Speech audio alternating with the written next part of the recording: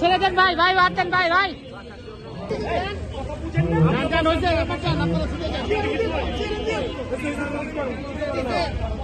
সাবেক তিনবারের সফল প্রধানমন্ত্রী আপসীন দেশনেত্রী দক্ষিণ এশিয়ার গণতন্ত্র প্রহরী ৮২ থেকে ৯০ এবং দুঃশাসন বিরোধী আন্দোলনের আপসীন দেশনেত্রী বাংলাদেশের ১৮ কোটি জনগণের আশাকাঙ্ক্ষার মূর্ত প্রতীক আমাদের সকল চেতনার কেন্দ্রবিন্দু দেশনেত্রী বেগম খালেদা জিয়া গত ২ দিন আগে এই ইহলোকের মায়া ত্যাগ করে আমাদের মাঝ থেকে চিরবিদায় নিয়েছেন। ইন্না লিল্লাহি ওয়া ইন্না ইলাইহি রাজিউন। আমরা তার বিদেহী আত্মার মাগফিরাত কামনা করছি এবং সংসপ্ত পরিবারবর্গের প্রতি গভীর সমবেদনা জ্ঞাপন করছি। বাংলাদেশের জনগণ এতিম হয়ে গিয়েছি। আমাদের এমন একজন নেত্রী ছিলেন যিনি সারা বাংলাদেশের উন্নয়নের কথা চিন্তা করতেন।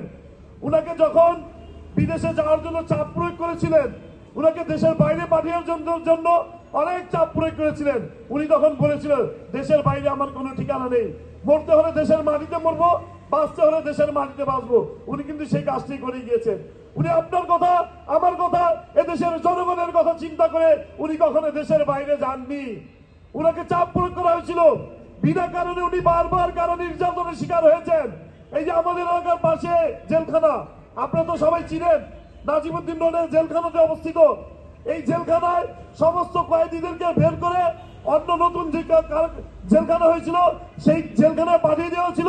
কিন্তু আমাদের দেশনেত্রী একজন মুরব্বী বর্ষিয়ান নেত্রী, যিনি প্রায় অনেক ৮০ বছরের অধিকারী ছিলেন, এইরকম একজন বর্ষিয়ান নেত্রীকে যেভাবে কষ্ট দেওয়া হয়েছে এই বড় কারাগার, কি নির্জন কারাগারে উনাকে মানবতার জীবনযাপন করতে হয়েছিল। উনাকে একা রেখে অনেক কষ্ট দেওয়া হয়েছিল এই কারাগারে। একজন মহিলা, আপনারা একটু ভাবুন, একটু চিন্তা করে দেখুন, এই দেশের জন্য, এই দেশের জনগণের জন্য উনি কতটুকু করে গিয়েছেন। উনার জন্য আপনারা কি দোয়া করবেন না? মন খুলে প্রাণ খুলে ওনার জন্য দোয়া করবেন, আল্লাহ যাতে উনাকে বেহেশতের সর্বোচ্চ মর্যাদা দান করেন। পক্ষ থেকে আমরা সকলে মিলে ক্ষমা চাই, মেহেরবানি করে উনার কবর বেহেশতের বাগান বানিয়ে দিন, উনার কবরে জান্নাত বানিয়ে দিন।